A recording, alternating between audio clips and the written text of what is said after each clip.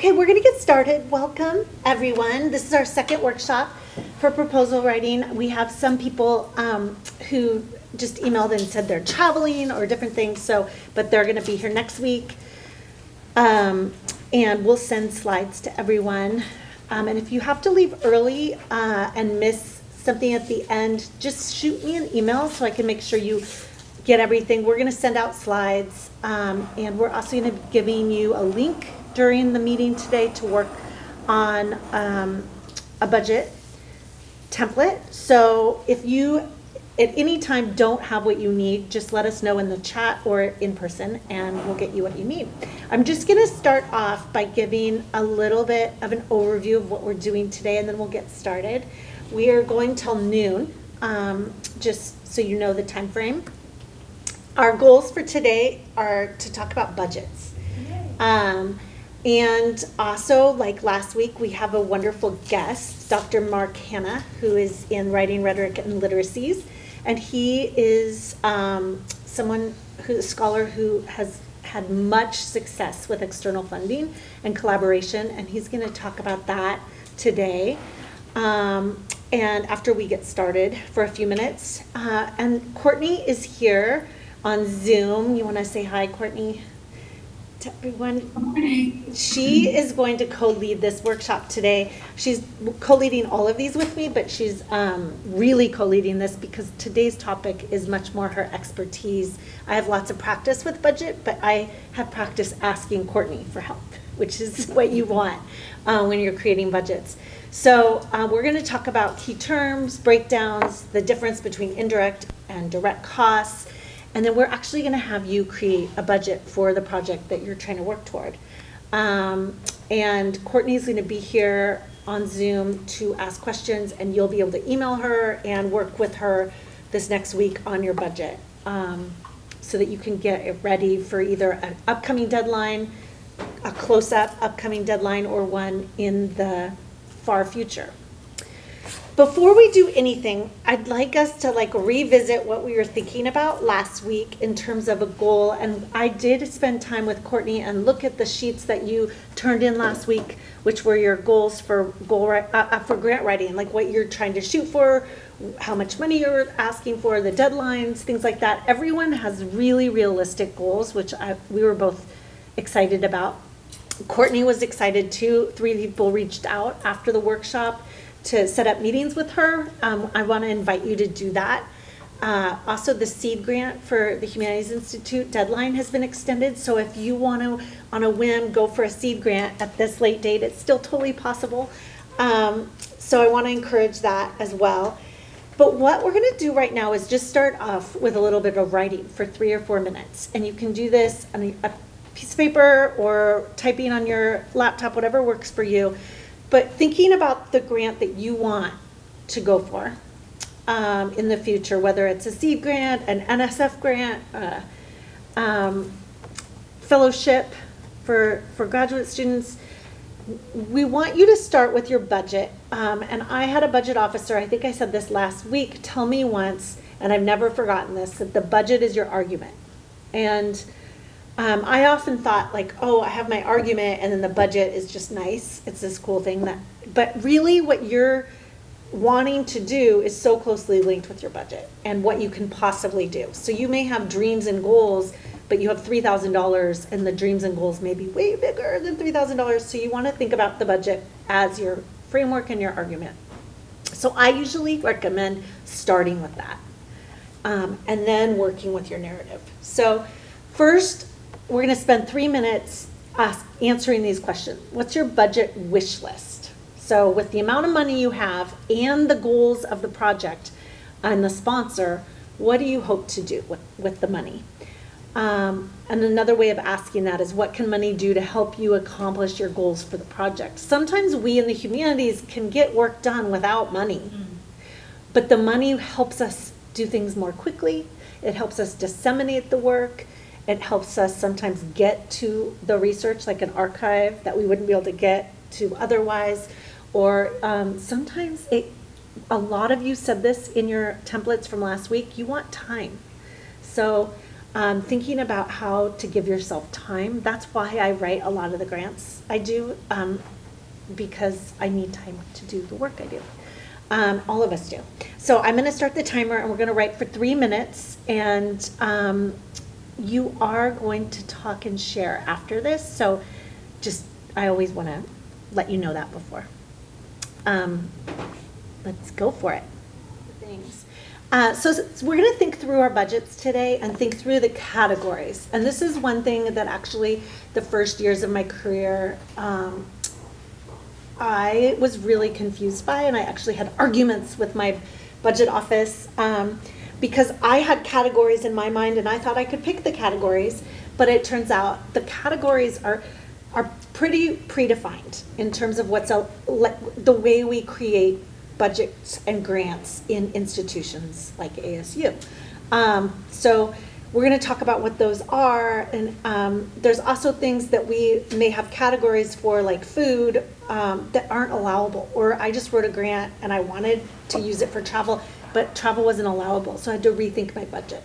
So the funds that we're requesting and the project total. So there's how much we can apply for, and then there's how much we actually have, and we're going to talk about the difference between indirect and direct costs, because there's a difference.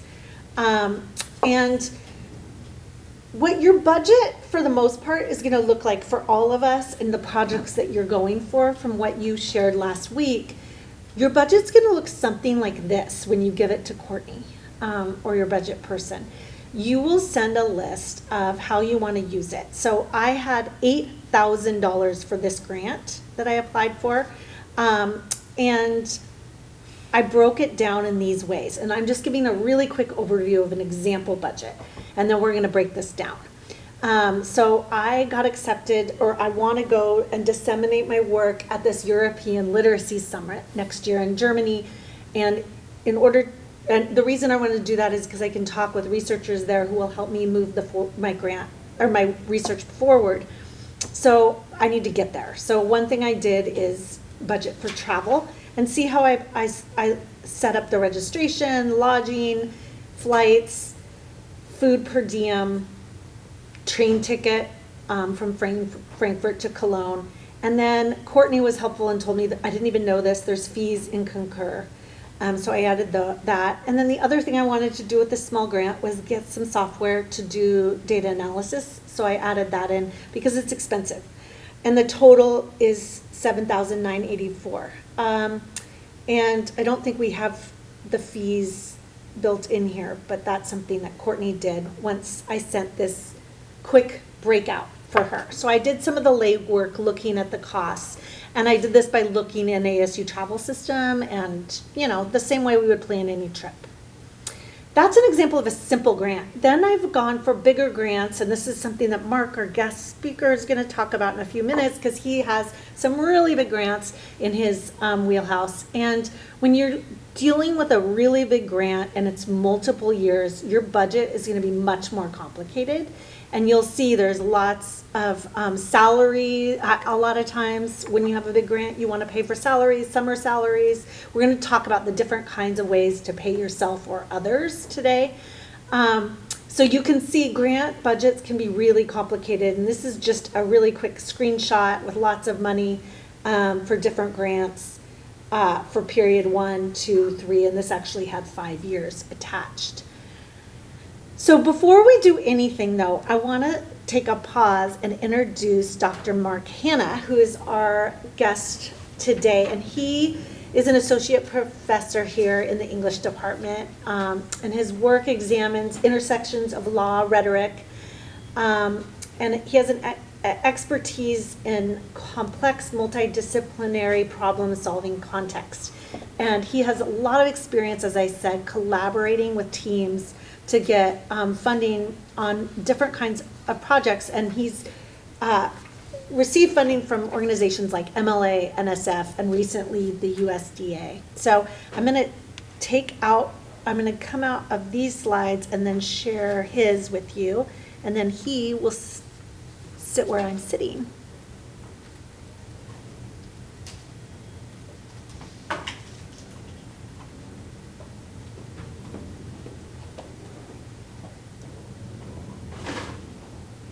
Okay, Mark, and I don't know if I did that right, but I'll let you.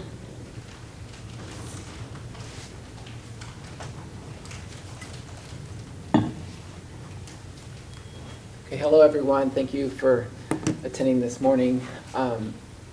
Jessica invited me today to share my experiences with external grant funding as a humanities scholar on cross-disciplinary collaborative teams. My involvement with grant writing is narrow in that I'm saying I have not been the primary author of a grant. Instead, I've been approached to collaborate on this grant, and I developed sections of text regarding my contribution to the grant itself. This authoring work that I do, it's principally about integration. You know, I write this narrative, but then how does it transform? How does it evolve? How is it largely then integrated into this other narrative that has a life of its own? There have been folks on a team describing or thinking about this project for years and excitement around that. So how do you join that in a way that furthers the work in some substantive way? That integration involves some kind of loss too. We have ideas of our work. I think we've been trained to like, what's your expertise? It's this. That elevator pitch we've really gotten good at relaying to people. In these kinds of contexts, that story evolves, or actually you lose a piece of it. And so it's how do you work through that to maintain your voice, to maintain your focus, but also how does that focus then integrate or join other types of work that's going on? What's my motivation for approaching grant writing this way?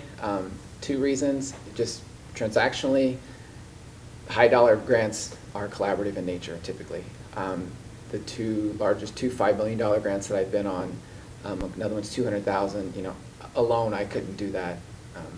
And increasingly that's where the dollars are going. Funding sources, they're interested in cross-disciplinary work, transdisciplinary work, that's where innovation happens. So transactionally, that's why I'm there. Pragmatically, too, I want to grow my work. Jessica just mentioned like traveling overseas to Germany to share her work, to speak to folks. It's the same thing. How do you grow your work as a humanist? And collaborative proposals are a useful way for doing this. So what does this look like for a humanities scholar? That's what the focus of my discussion is today, how to join these teams, how to write for these teams. I'm going to discuss the tenets of case making, like how we make the case for our expertise, and also about how making work legible and actionable, which is the title of my presentation today. I do want to note that some of you, I'm sure, are writing a proposal by yourselves, like, well, what is the relevance of this discussion to my own work? Case making is at play too if you're the single author of a grant and you're writing to a review board. They're going to be asking questions like, how is your work legible to them? How is it actionable to them? It's just not an idea. How does that idea live? How does it grow? How does it develop knowledge? And so the tenets I'm talking about here with case making are relevant and translatable to that section as well, or to that kind of work, sorry. So let's start here. Sometimes you win. I'm not trying to be too random. It's just, I've had 5 successes. What we see here, it's a descriptive account of what's going on. There's dispersal across time, started in 2013 and most recently in 2024. So this is a 12-year span, 5 grants, 1 that's in process now. So the time, varies. There's this disciplinary areas. I found writing studies, my most recent one, that's a field that's more close to me. Landscape architecture, something I'm on now. Geoscience, professional communication, and even nanotechnology, undergraduate education. So these expertise areas are diverse. So it's like, how is this possible? Again, it's like, what's that core, what's the through line for your research, and how does it connect with and work with these different areas? Again, you see various funding sources and dollar values as well, from as high as $5 million to, I think, $9,600. So there's quite a span there. The main thing here is some of these wins are hard fought. This idea of I don't like a battle, like wins and losses. Like some of these have been really, took a lot of time to develop, like the third one there, the dynamics of Earth system oxygenation. It took 6 months of prep work, I think, of getting myself to the point where I could contribute on this team. Also, too, I must admit, some of these just happened by luck. I was around, I was available, but it wasn't that I was available like standing next to someone. I had been speaking to people. I had been making the case for my expertise when speaking to colleagues or other faculty on campus. And they're like, oh, we're doing this project now, I bet there's a fit there. That's what I mean by luck, just the timing of it. But I was ready and available to actually have that conversation with those grant writers at that time. So sometimes you win, but more often than not, you will lose. Again, not trying to pitch this as a zero-sum game in terms of wins and losses. I think that's a 28% win rate, 5 wins on 18 total grants. But again, here's another typical descriptive account. You see variation across time, expertise areas. You'll see different roles like 50% co-I, 5% co-I, 13% co-I, co-investigator. You see resubmission of work. I think there from 10 and 8 and then 9 and 7 were resubmissions of the same grant. So how did we learn? Again, we lost again. So how do you respond to this? How do you learn from this? How does your work become better? How are you able to articulate that work more clearly? That's what's at stake here, and that these losses then can turn into successes or wins of some kind, opportunities for you to grow your work.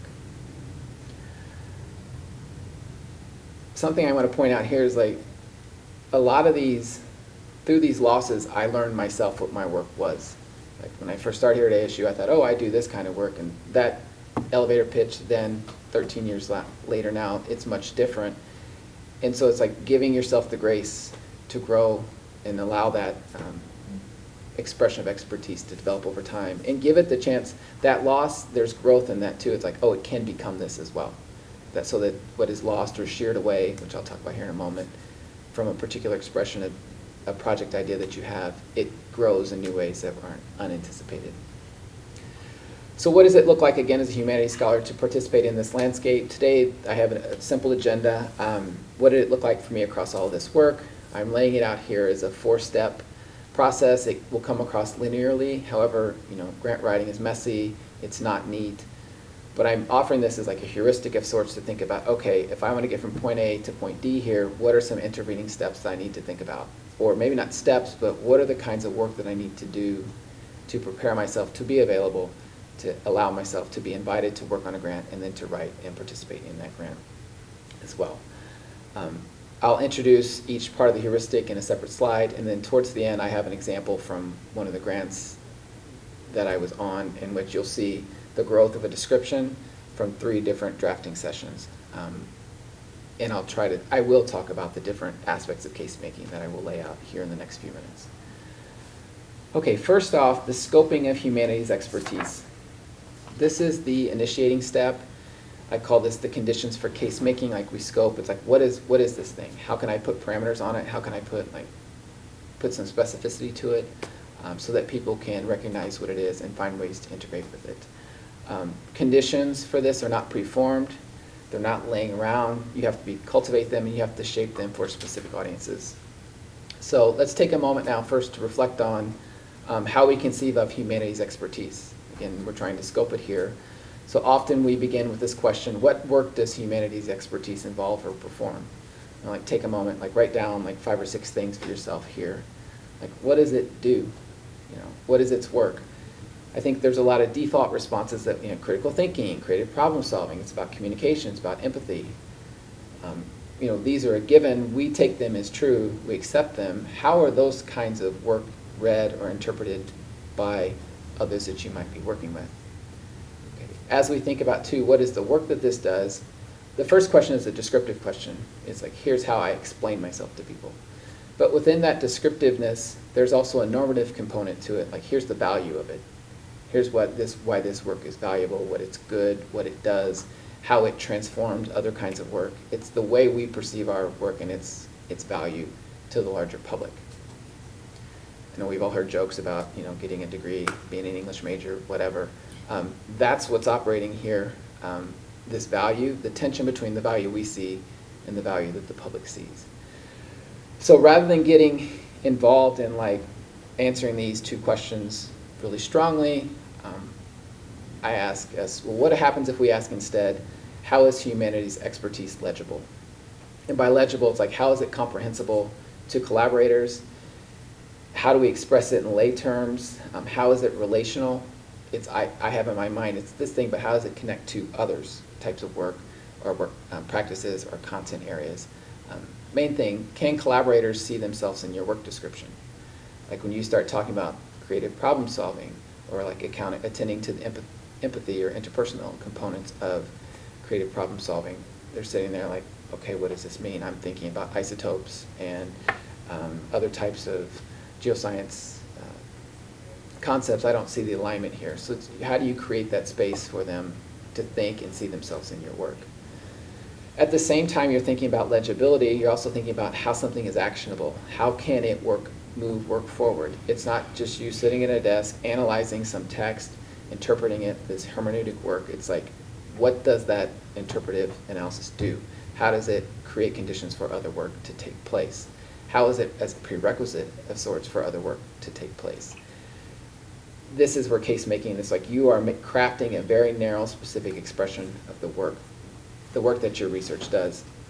And it's tricky because sometimes you're like, it does this, it must do this. There's like a nuance to it, a savviness to saying, here's what this work does. I see it as acting with your work in this way. Here's the contribution or growth that we can see from this.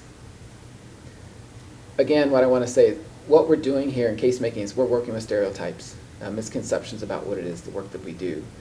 Again, as I said, focus less on that yes-no rationalization. It's either or. It's, okay, how is this work complementary, the ENTARY, and how does it extend or grow work in a particular way?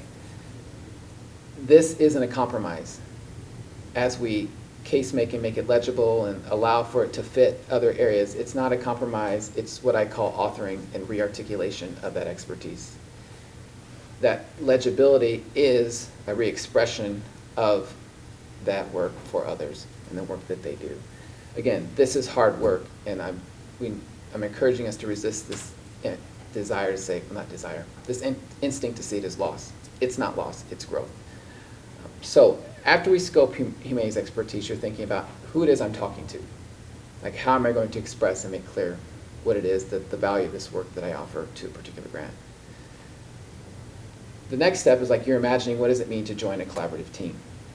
And I've pitched this as strategies for membership. It's like inside-out thinking. By that I mean starting with yourself and then starting to think out as you connect beyond yourself at the department level, at the university level, or even out to your larger disciplinary community. Our first strategy is how am I visible? Again, we might customarily think of this as a title. I'm an associate professor, I'm a professor, I'm a director of a center.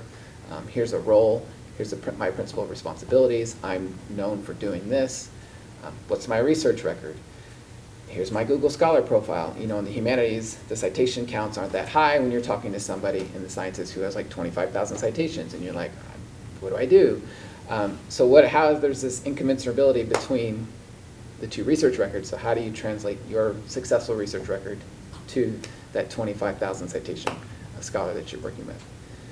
Are you present on media, either in social media or print? This last one, word of mouth. There's a buzz about you. People are talking about your work. They're getting excited about your work. I'm thinking back here to earlier, like it's not luck. You generate this buzz. You make yourself available. You speak to different folks across different areas, across different universities, institutions. You generate that word of mouth. That is visibility. Others speaking about you. And I think that's a given. Oh yeah, that makes sense. But how do you cultivate that in some way is what I'm drawing attention to. Beyond the visibility, like, okay, here I am, this individual inside. How do I start to look outward? And this is where network mining comes in. I think when we get anxiety and we think about networking, it's like, oh, I got to go talk to somebody I don't know. And I'm trying to get us to think beyond that interpersonal, narrow focus on my networking and thinking about how do I then cultivate this landscape of where interactions can occur. First, what is a connection? It doesn't have to be personal. It's like cross-disciplinary. I'm connecting with people in other departments. What's an administrative connection? Like we have a wonderful research staff at ASU within the department, the OCAD or the Knowledge Enterprise. There's so many folks there you can connect with, just sending them an email, just blindly, or a cold call, like, hey, I'm interested in this. They then connect you. You're connected with them, then they connect you with someone else. But just that initial call, not thinking about admin as that perfunctory, like they're doing the administrative responsibilities, but they're a connection or a connecting point for you. We have department connections and college connections too. But instead of just thinking about, okay, here are people, we have to also think about a site of connection. Like, where is it that these connections occur? Again, some of this may seem obvious, like at a workshop or in a luncheon. But also in social media, it's like reaching out to someone like, I'm interested in their work. How do I just say, hey, this is really cool, it's really interesting. You don't say in that social media post, how can we talk? But it's like you set the grounds for a follow-up, maybe in an email conversation that follows up as like a tweet or some type of Facebook post or Instagram or whatever it is, a venue that you're on with social media.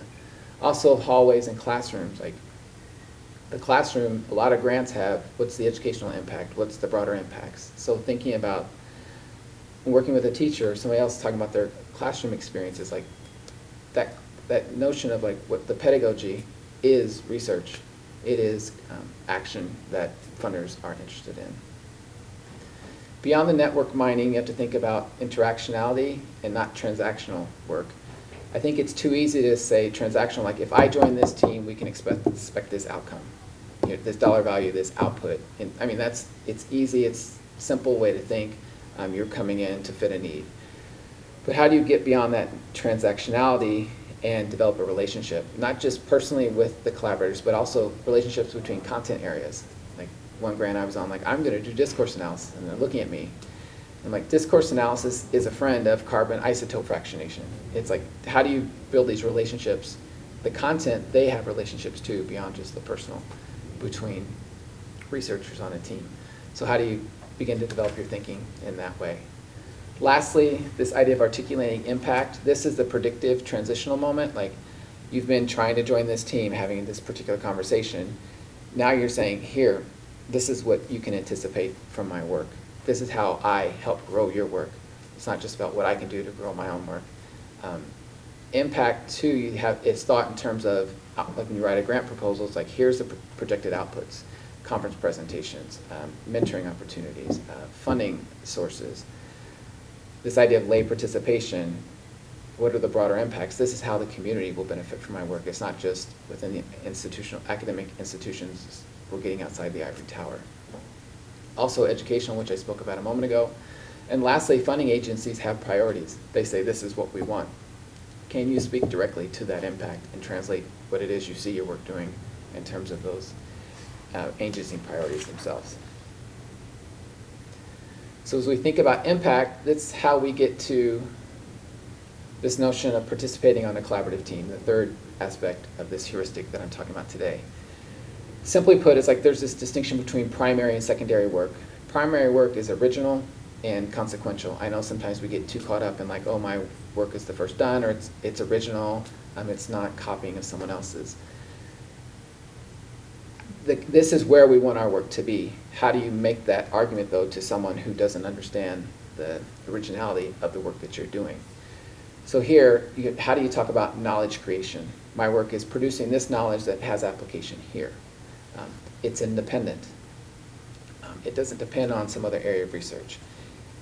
I'm a leader. You're directing this work in some way. It doesn't, again, depend on some other source or something that you're dependent on. Also, it's forward thinking. It's not just in the moment. Here's its contribution. Here's what it does. Here's how it furthers other work. When you're thinking about primary work, can you articulate your work as a research question? Like in the proposal itself, it says, in this proposal, we will pursue these research questions. Is there a humanities-based question? If you can do that, then you've achieved that success of primary work. The example I'm going to show you here in a moment is an example of being able to turn a humanities question into an actual research question for the proposal. That research question gives you visibility, gives the humanities visibility within external funding. The second type of work is secondary. I call it like in the wake of. It's support, it's additive, administrative, it's out of time, like it's just all over the place. Oh, here we need you to do this, here we need you to do this. It's derivative. Often for English folks, like you're a comma doctor. Is this where the comma goes? Or can you read this? Does it sound right? So that what's happening in those instances is it follows. It doesn't lead. It's secondary. So how do we get out of this unproductive cycle of being pitched into secondary work? One way to do this is asking whose or what interests are you serving? And can those interests be transformed? And what I mean by that is not that you change those interests, but it's like, how do you become part of that interest? Like, how do you further that interest in some way? This is where you build the relationality in. You don't want to sit there and say, oh, I don't want to do this secondary work. I need to be a leader. I need to stand on my own. You can translate that through this notion of the interest that the primary author of the grant, the way they've established the interest, and you're trying to get yours, not to accommodate entirely, but to get in line with and to speak to those interests themselves. In humanities scholars, it's too easy ultimately to fall into the secondary work trap. And there's really a lot of, this is where a lot of the work happens, in promoting your work and in growing it in ways that you want. Okay, so we've talked now. Mark, when you said this is where a lot of the work happens, do you mean? It's the early, like this case making. It's if you, because when you show up, they're like the stereotype. Oh, you're the English person. You're the comma doctor. So it's like no, it's this pushback. And here's some resistance. I don't want. It's not a fight. It's how do you make that argument and stand up and and risking someone telling you to walk away. If you don't have that conversation up front, you're never going to get to the position where you're going to be able to do the primary work itself. It's like these, we've all had difficult relationships, and like that moment where you're like, okay, this is that, what it has to be for me, or in order for me to thrive, in order for this to be productive, It's like laying the ground. there needs to be opportunity for me to do this consequential work. Thank you for that. I appreciate locating that work that I just described. So as we think about this work, we now transition into this, we're writing for collaboration, which again, the focus of these workshops is how do we write these grants? And we hear the word narrative a lot.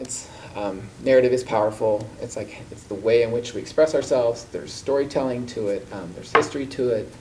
It's an art form that we try to teach, and we're really good at, humanities scholars. And often, again, that secondary work I talked about, someone will say, hey, give this a story, this grant. And you're like, what do you mean? Like, you want me to dress it up? But again, that's not the work we do. It's like our work transforms. It's the primary research question. It gives this story life that we've been trying to think about or develop in this proposal. So this idea of writing for collaboration, these are 4 activities that I'm asking you to be mindful about as you case make, as you're trying to join the team, as you're trying to anticipate the type of participation you're going to have. First is sense making. You're doing research while you're trying to join a team, while you're trying to become a collaborator on one of these grant projects. You're gathering data and information about people, their work, what it is they do, what are their hopes, their aspirations. You're trying to develop understanding of what it is, not just what you think it is, but like you're trying to get at the heart of what they see their work doing. You're giving them insights on how you're hearing them. You're giving them insights on what it is, the value of the work that they do, and how you think your contributions can further that in some way, to amplify it. So as a researcher, as part of that sense making that you're doing, you're also learning, what I'm calling intertextual learning. You're tracking drafts across genre types.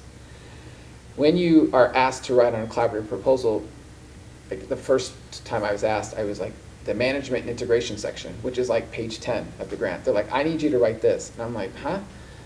I was like, I want to write about the narrative. They're like, no. So I wrote this first section, I wrote it up, and so what I thought I was doing, I got the feedback, and then I wrote in another, they're like, go revise this and bring it back. I did. In this instance, they put me in the narrative section. Well, it's a totally different work that section is doing, but I'm learning across these different genre types. And can you track that? Not just individual learning, but as you learn and then say, here's the contribution I can make, that's team learning. That's the knowledge contribution. Like, I'm here, I'm doing this work, this is how the team is learning and doing better. In this learning process, you're also thinking about shared language development. This is principally what I publish on a lot. The FESD grant I'm going to show you here in a moment, the articles and chapters I wrote out of that was about shared language development.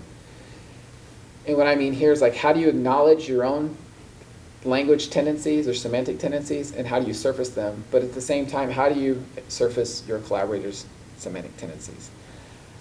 I was on a grant about oxygenation of the world. Like a deep earth scientist thinks about oxygen, or I can't think of the word now, fugacity, sorry. They think about it in terms of partial pressure, but then a deep earth scientist thinks about it in terms of potential. And like, what? That doesn't even make sense. But it's like understanding, like, what is that orientation of language? what is that tendency, how somebody's going to default to it? And so can you learn to anticipate that, surface it, and then use it as a way to connect and say, well, rather than saying it this way, here's a concept that allows us both to move through. Lastly, this idea of preserving voice, this re-articulating of expertise through feedback. I talked about re-articulation earlier. This is where, like that loss I talked about, you can't give it all away. Your research has value, it does certain work, it needs to be preserved. But how did that, in giving that feedback, you learn through that feedback, you revise, rewrite. But how do, again, it's not loss, it's growth. That feedback allowed me to restructure, reframe. That's actually, my expertise is expanding and works in different ways. Okay, I'm boring you to death at this point. So we're beyond these 4 actions or steps I talked about. Let's take a look at what that looks like in an actual example. So what I'm going to do is we're going to talk about movement across 3 drafts. What I've done is I've highlighted this text here to show, I think, the parts where, like visibility, where primary and secondary work come in, where rearticulation happens. So here's this first section. It came from the managerial section, the integration section of the proposal. Here's my first attempt at expressing the work and value, the disciplinary value. What you see here is like I'm embedded, this effective communication between and amongst scientists under the direction of collaborator Hannah. It's like I'm putting myself in there, like I'm an authority figure, and it's like I'm visible. We're going to pioneer this use of me. It's like all this kind of hand waving. This is going to be great. But it's all just speculation and projection, and there's really no sense of activity there. It's just more of like here's who I am. I underline the will pioneer. It's like it's the verbs that's going on. Will greatly aid. This notion of will greatly aid, that's secondary work. But what's interesting here, it's the technology that's aiding. It's not me. It's not the collaborator itself.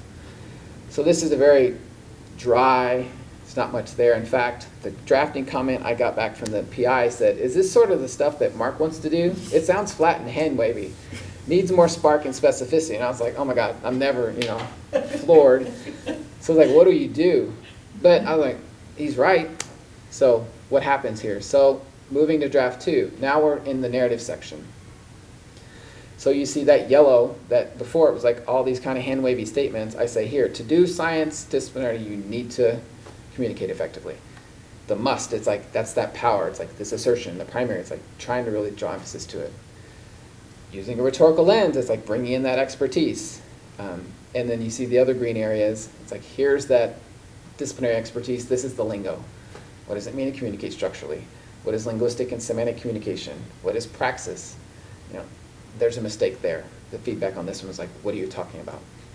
But here, like, I underlined the verb assess. It's like that's, humanists were known for analysis and assessment, and put that in. But it's buried. It's like near the bottom of the second sentence in like either the first, second, or third. So the action of the humanist is not there. There is structure to this, like the first, next, and finally. That's a program of research. Someone can see what you're going to do. You're not just saying, here's this idea I have, but I'm going to do this, then I'm going to do this, then I'm going to do this. It's a program. And that's important to be able to move your work that way. So here's improvement. There's more structure. It's not just a paragraph you can't figure out what's going on. You can actually see someone at work.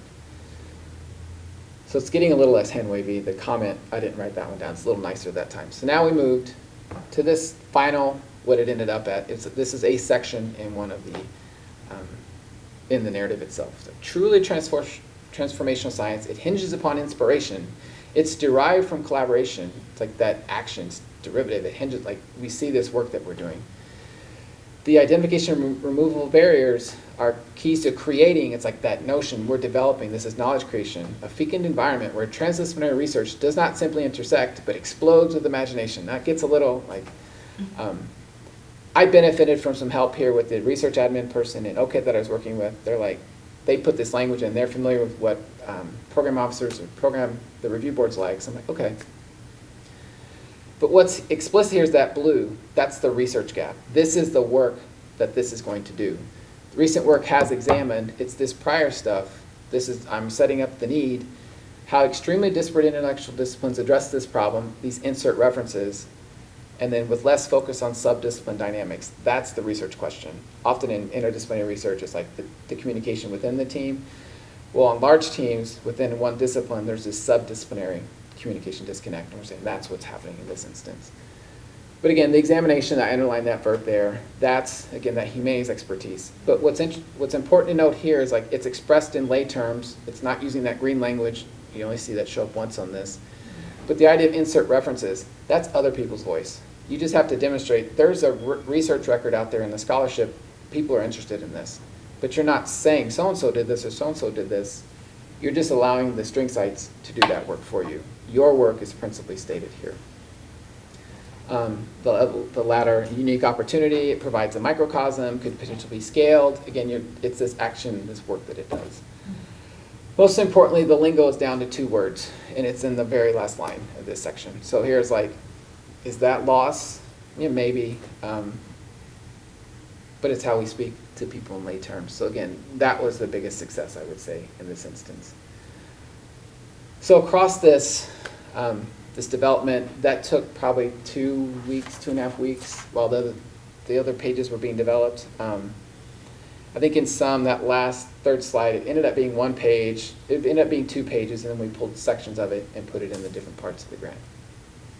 So thinking about these 4 parts of this heuristic and like how can we begin to think about activating our collaborative capacities, here's 5 things to think about. Ethos. How do you ground your work as a researcher, teacher, and institutional citizen? A lot of times we just think about ourselves as researchers in these grants.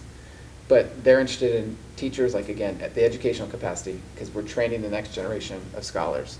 How does this work help them? Being an institutional citizen, this is part of that network building. How does someone see you not just as an English professor or a humanities scholar? It's like, how are you participating in the larger goals of the institution? At ASU, our mission, our charter gives us the language for doing that.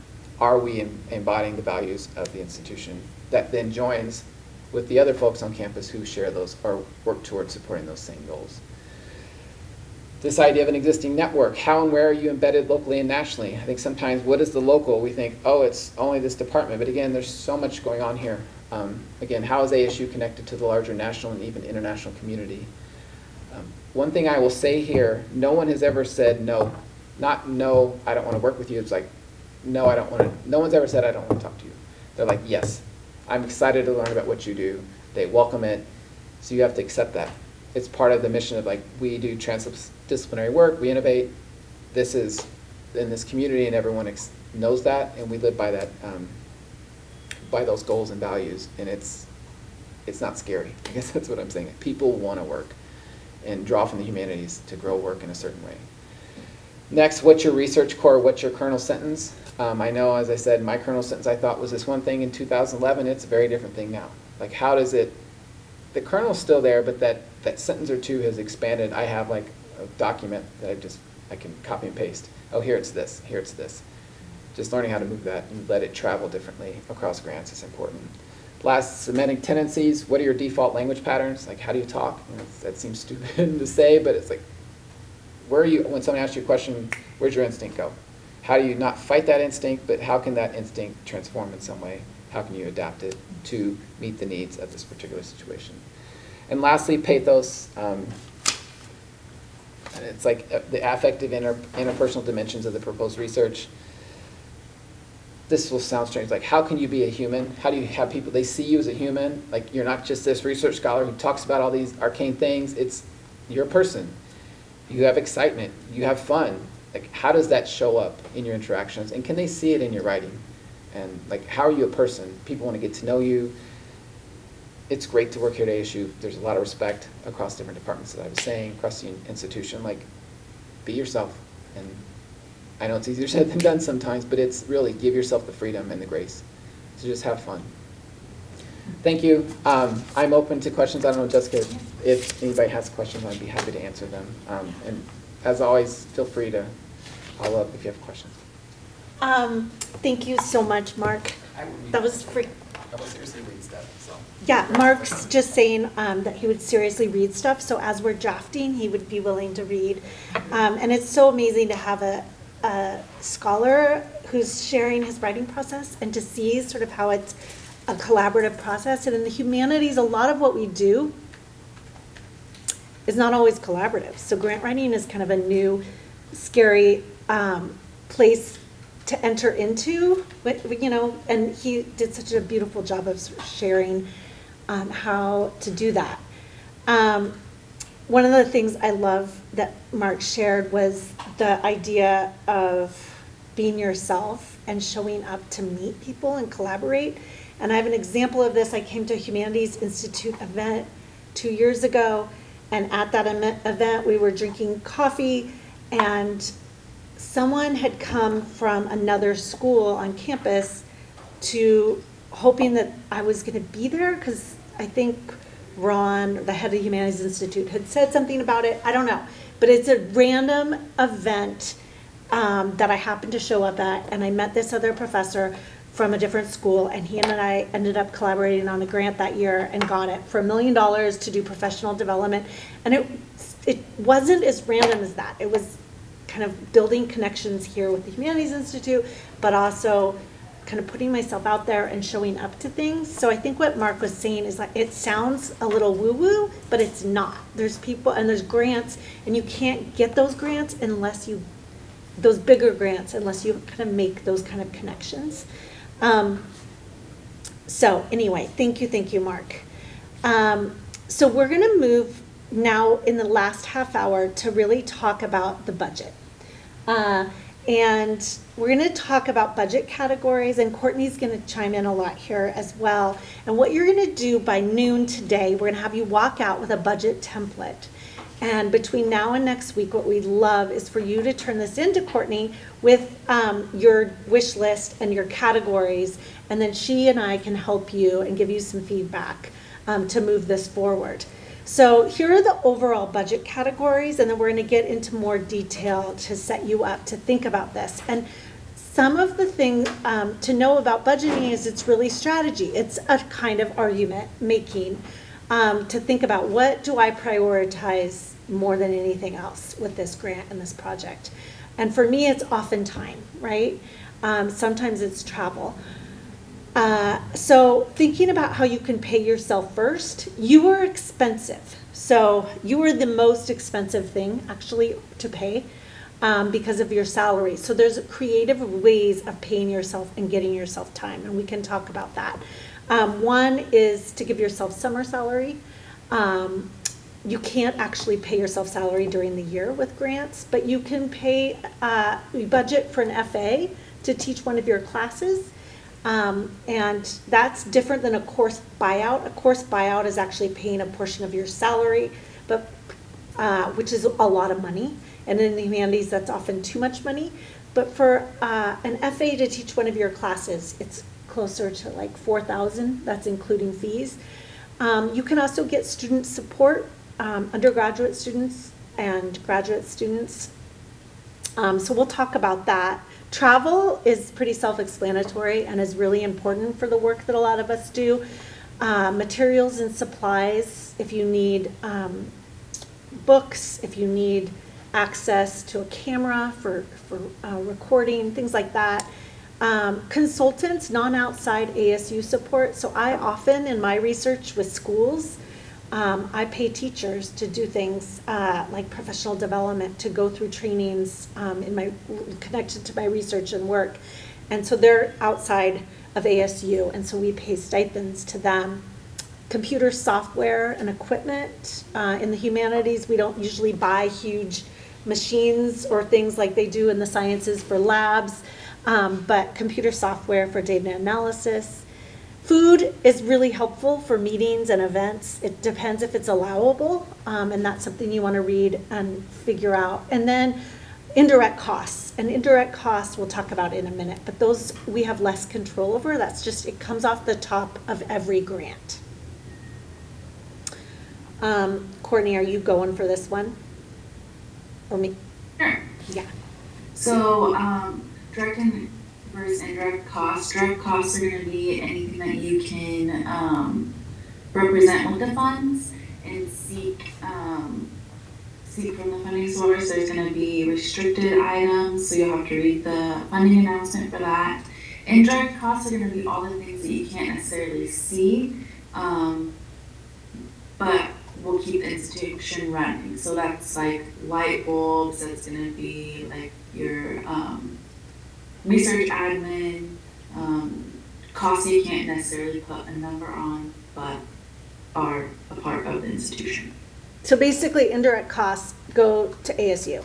Money from every grant goes to ASU because you couldn't do the work of the grant without ASU having light bulbs on and air conditioning. And I remember when I first started writing grants, it made me mad because I was like, oh, this huge percentage or small percentage, whatever percentage is going to ASU instead of this project. But actually, Michael Crow talks about this. ASU loses money on most grants because it costs way more to do, like, there's a whole team of To people. facilitate it. Yeah, so I'll get a $10,000 grant, which seems like awesome for me as a humanist.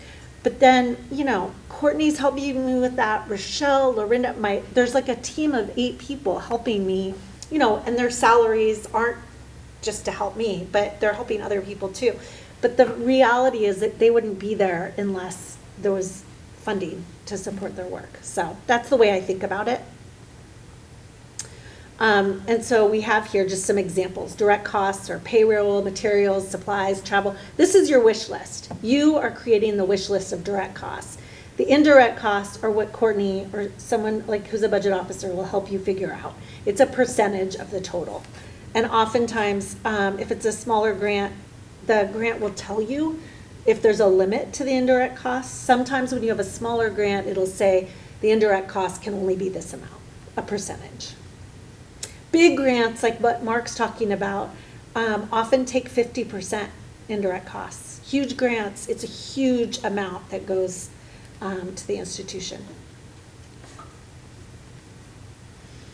So the other thing to think about in the budget is you don't just create numbers, you have to explain the numbers. And this was weird to me at first because it was enough to think about, but if someone's just looking at your budget Excel form, they don't actually know what it means. Like you could be traveling and I have tickets to Germany, but why am I going to Germany? What is this for? What is the conference? So narratives, I love this random quote from Fish and Wildlife, should be written in such a way that someone not familiar with the project conceptually understand the rationale, purpose, and calculation of the costs. So this is totally lay terms. What are you doing? It's crisp, clear writing. It's usually, for a $8,000 grant, my budget narrative is usually a paragraph long. For a really complicated grant, it's way longer. But you need to explain what you're doing and what it's where the money's gonna go. And we'll show some examples of that. So the narrative's clear, concise. You lay out in a paragraph in writing each of the items. So it may seem kind of redundant. Well, why do I have to write this in the narrative when it's already in my grant file? But you have to explain it all. So, and then your justification. Why do I go to this conference in Germany? What will that do to move the work forward? And why will it, fit the goals of the funding sponsor? Here's an example, and you'll get copies of the slides, so I'm not going to spend time reading this to you, but this is an example of a budget narrative, and this was a team connection, or a team grant that I wrote last year with a research team here, Joe Bunker, the humanities librarian, and a scholar that I'm working with from over in Amsterdam. And we talk about how we're going to use the resources. And then Courtney, is this you? Yes. So these are some ideas for how to pay yourself on a grant. As a faculty member, you can do summer salary, you can hire student to teach your classes. You can buy out a percentage of your time, like a course buyout. To pay students, you can pay them to teach for you, or you can pay them summer salary if they're going to be completing research for you on a project. You can pay them like hourly. If you do choose to fund an RA, that is much more expensive. And then if they're fully funded, you'd be paying their tuition remission, things like that. Okay. I'm trying to get this chat to go away. So, but budget tips. So these are, Courtney, you want to share these? Yeah. So when you're going to be doing your budget, I can help you figure out most of these numbers. You're going to want to make sure that you have clear formulas, documentation. You want to tell them why you're traveling, why is it necessary, how it's going to further the project. When you're looking for travel, you can look at what the current pricing is now, like in Concur or doing Google Flights. You'll want to make sure that it's not an unrealistic figure. When you do hotel and how many nights that you'll be staying in per diem, those all need to stay under ASU's travel allowances. You can't exceed them. You can give yourself food allowance. You can do transportation such as like Ubers and taxis or trains. You cannot really put miscellaneous items in there. You need to be able to explain each and every item. And then you'll want to include the Concur fee because that's automatically charged every time you travel.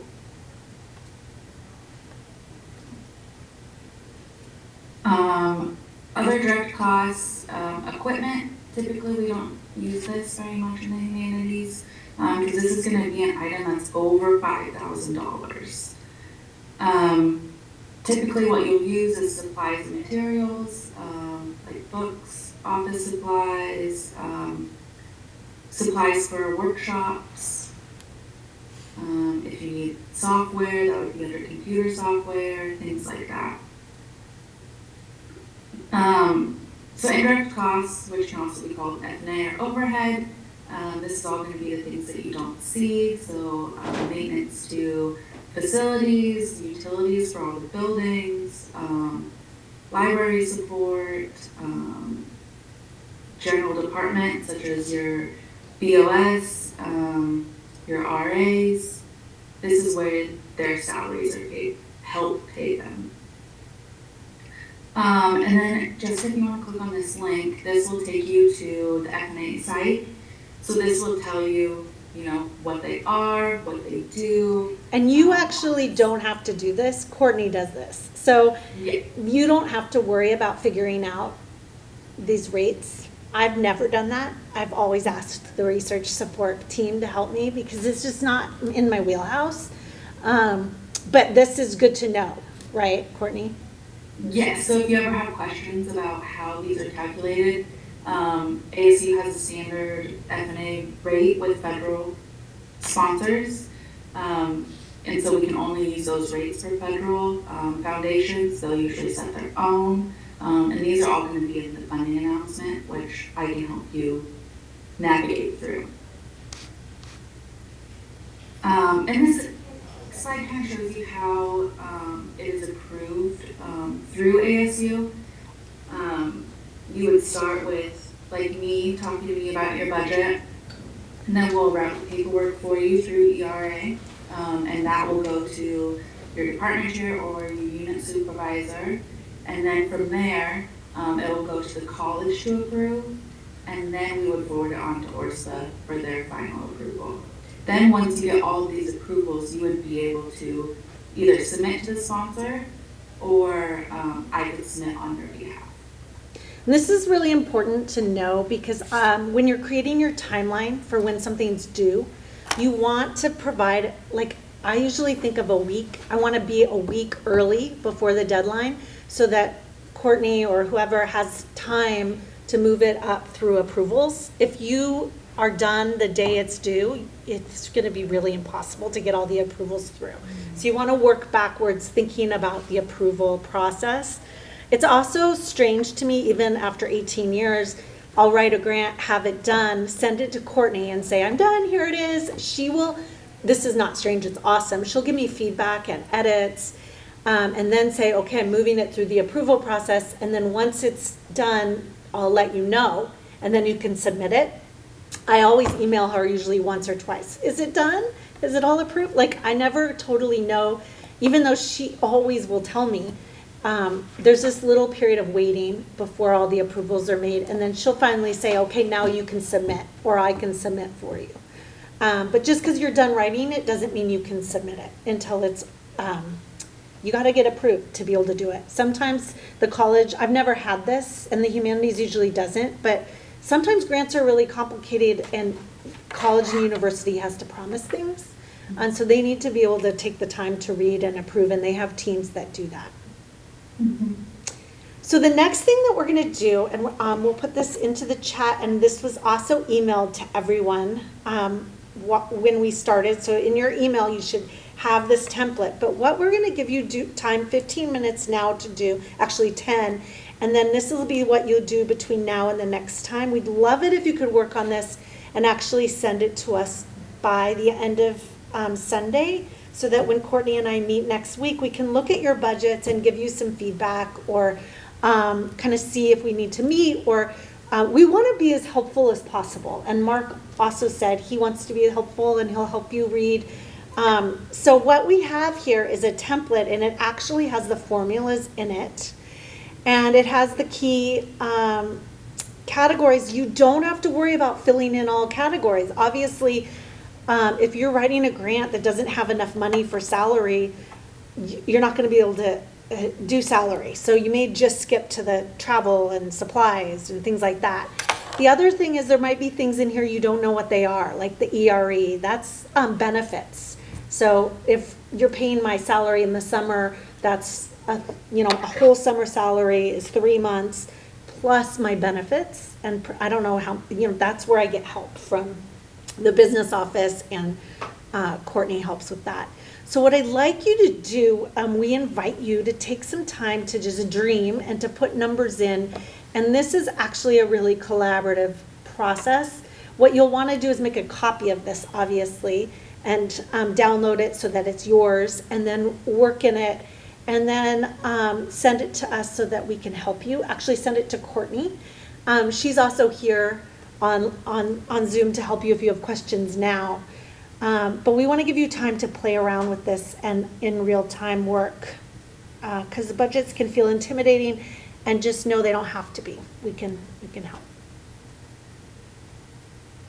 And then just so you know, next week we're going to spend time drafting and working on our narratives. So please bring your calls and information, because we're going to spend time really working through and working on the drafts. And then the last week we're going to spend time where I've invited an OCAD editor to come and talk about sort of what they look for at the final stages and in terms of editing and finalizing grants.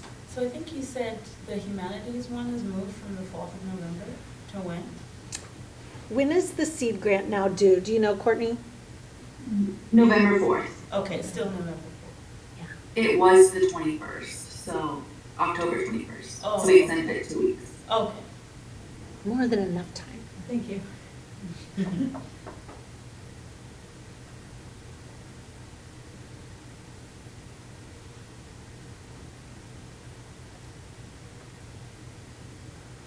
So senior key personnel, that can include oneself? Yes, Okay. absolutely.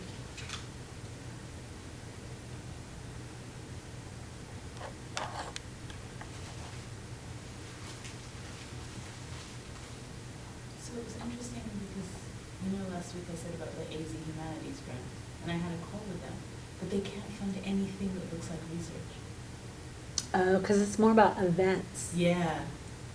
And I was like, but how can you do an event if you don't have a question you're trying to explore? She was like, no, we don't do that. But you can frame it differently, right?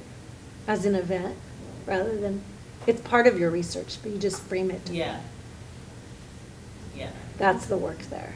Yeah. It's reframing, right?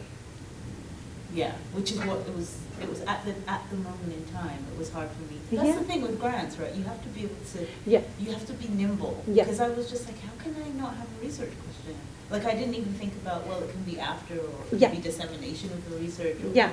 you know. Well, also that's what's in here, but they don't, you can say, this is an event, and teachers and Yeah, community are going to take part, and in your head, you're like, and it's connected to my research. Like, Yeah. right? Yeah. But for the sponsor, they want to know what's the impact. Yeah.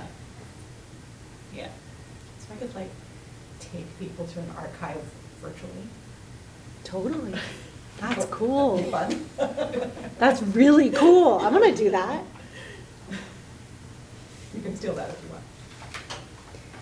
I've never done archival research, so I'd be like, I don't know what to, I wanna do it with you. See you next week. See you next week. Take care. Yeah, come with me to London, that'll be fun. So fun.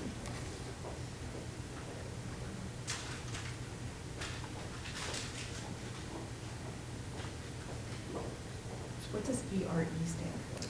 That's the, like, benefits, that's like a certain Employee-related costs, it's employee-related Oh. something. It's usually like what percent? It depends on who Yeah, you're paying. It's for- different for faculty, staff, and students. Yeah. But it can be anywhere from almost 40% to 2%. Okay. I have no idea how to fill that That's where I asked Courtney. out.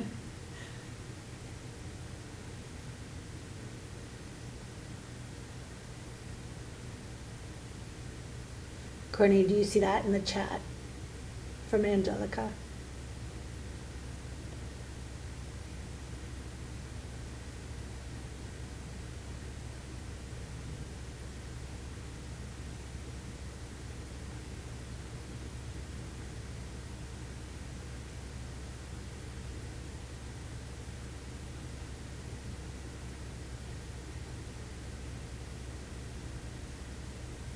I was wondering if it's okay to conceive of, like, can you apply for the fellows, the Humanities Institute fellow position, right? For which you're supposed to also make the promise that you're applying for Yeah. a, Great. a grant outside the institution, right? So could your project actually be described as spanning, like, the year of the fellow, like, position and the year of, like, Yeah, NEH totally. position? Or NEH funding? Yeah. Okay. Yeah. I just would, Yeah, okay. totally. That would be so amazing, but I don't know if I can actually. You don't have to, in order to do the humanities fellow or the seed grant, you don't have to know what you're doing next. You can have the intention and you can say what it is, but that might change. Do you know what I mean? Right, so. Like, I got a seed grant for the Humanities Institute, and I was like, I'm gonna write, you know, part of the commitment is you're gonna write something in the future that, for external. And I had an idea and I said what that was, but then I ended up writing something different, and it's fine. Right, right. But you do have to have like a reasonable. Reasonable, yeah. Outcome, right, like a chapter or something. Okay.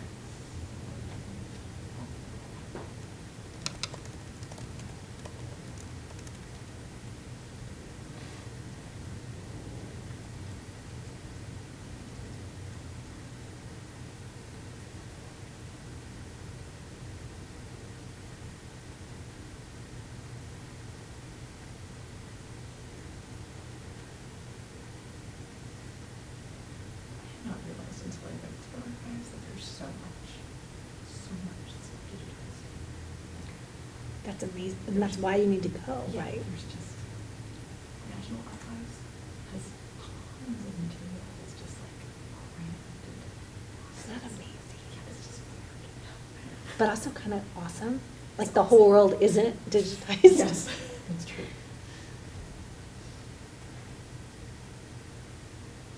So we're going to close out in about 4 or 5 minutes. Feel free to keep working in the space you're in.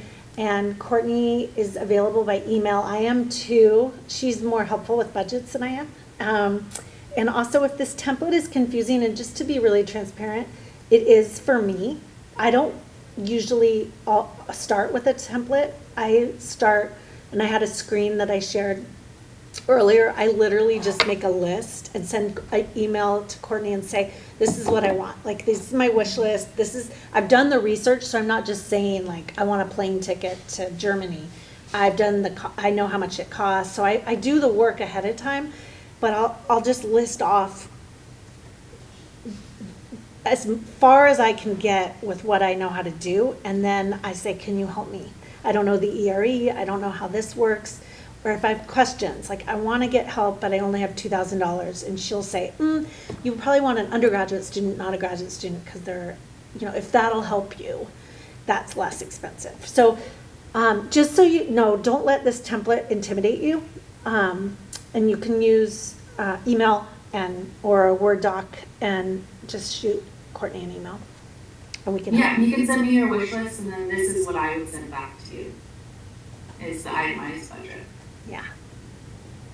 Also, budgets change. So oftentimes I'll give a budget and then Courtney will come up with it, and then the number isn't actually, like, I wrote a grant a few weeks ago and she's like, you're under budget. Where do you want to add? And so we add like $200 to supplies, or, it's tweaks, just like Mark was showing, revisions along the way.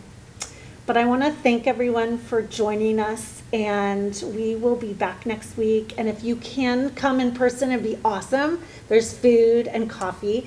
If not, just keep coming on Zoom, and we'll have Josh Coleman is coming next week. He's been really successful with fellowships, and we also want to talk about that because that's an amazing way to buy yourself time and work on research, especially in the humanities. So anyway, we'll see you next week, and thank you for attending.